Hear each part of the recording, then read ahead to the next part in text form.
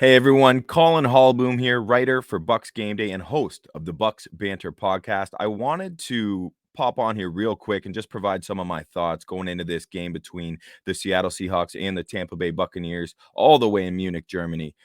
First of all, the Seahawks, 6-3, atop the NFC West, are led by journeyman backup quarterback Geno Smith.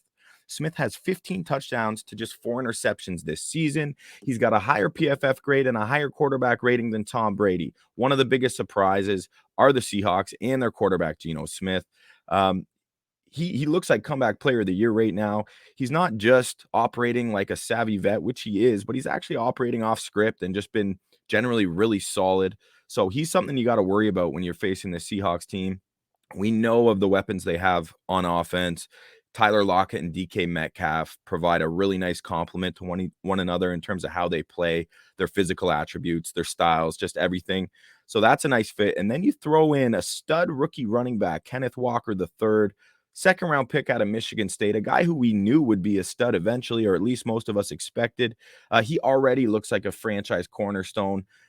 Rashad Penny injury left the door open, and Kenneth Walker has bursted through it emphatically. He's going to be a problem for this Bucs defense. Now, in terms of the defensive side for both teams, the Bucs and Seahawks are tied, respectively, at 14th in the league in terms of their overall defensive grade based on their PFF. The Seahawks are better against the run than the Bucs, which is straight up shocking. I mean, it's one of the biggest, most surprising developments of this 2022 Bucs team led by Todd Bowles. They've added guys like Akeem Hicks, who granted has been injured, and rookie Logan Hall with their first selection. So even though they lost Ndamukong Suh, I expected this group to be a top 3, maybe the best in the league at defending the run. Hasn't been the case. They've been terrible. That needs to change. That said, on the Bucs side, I do think the defense has, for the most part, done their job and put this Buccaneers team in a position to win a lot more games than they have this year. So the pressure today undoubtedly falls squarely on the shoulders of the Buccaneers offense. That includes their quarterback, Tom Brady. That includes their offensive line, of course. Sure as hell includes Byron Leftwich. And it includes the receivers who have come under fire of late for leading the league in drop passes, costing their team more points added than any other group in the league. They just have too much talent to not be producing explosive plays. Again, part of that falls on Leftwich, but that group has got to get going. Too much talent not to be producing.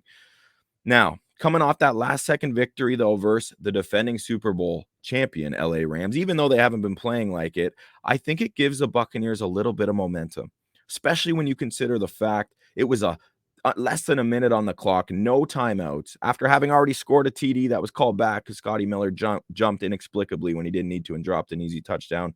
The Bucs charged the length of the field. Tom Brady secured his 55th game-winning drive to lead the NFL. Shocker. And the Bucs won. So I think they got a little bit of momentum. And for some reason, I think that's going to carry over. And I think the Bucs offense is going to click today. Certainly not based on what I've seen this year, just because, like I said, they have so much talent on that side of the ball, most notably at the quarterback and wide receiver positions. It has to happen at some point, right? So today, 4,978 miles away from Tampa Bay, I think the Bucs offense finally gets back on track. I predict they're going to win 27-14 in Munich, Germany, get their record up to 500 heading into the bye week, and secure their position, at least for now, atop the NFC South. Maybe I'm wrong. Call it a hunch. Call it whatever you want. That's what I think happens today. Collin Hallboom from my Bucs basement in Canada, signing off. Make sure you check out the Bucs Banter podcast on YouTube, subscribe, and check out all my written work over at bucsgameday.com. Go Bucs.